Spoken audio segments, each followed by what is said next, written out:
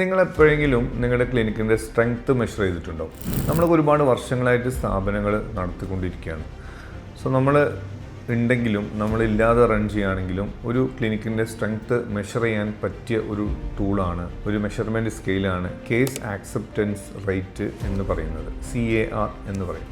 അതായത് നമ്മൾ ഒരു ലാസ്റ്റ് ഒരു 1 വീക്ക് എടുക്കുകയാണെന്നുണ്ടെങ്കിൽ ആ വീക്കിൽ നമ്മൾ എത്രത്തോളം പേഷ്യൻസിനെ കണ്ടു, എത്ര പേഷ്യൻസിനാണ് റിട്ടേൺ ആയിട്ട് നമ്മളൊരു എസ്റ്റിമേറ്റ്, ഒരു ലോങ് കേസിനൊരു കൊട്ടേഷൻ കൊടുത്തത്, അതല്ലെങ്കിൽ ഒരു കോംപ്രഹെൻസീവ് കേസ് നമ്മൾ ഡിസ്കസ് ചെയ്ത് എന്നുള്ളത് ഒന്ന് നോട്ട് ചെയ്യുക. എന്നിട്ട് അതിൽ നിന്ന് എത്ര കേസാണ് വന്നത്, എത്ര കേസ് ആക്സെപ്റ്റ് ചെയ്തു, അല്ലെങ്കിൽ എത്ര കേസ് ട്രീറ്റ് ചെയ്തു എന്നുള്ളതാണ് നമ്മൾ ഈ കേസ് ആക്സെപ്റ്റൻസ് റേറ്റ് കൊണ്ട് ഉദ്ദേശിക്കുന്നത്.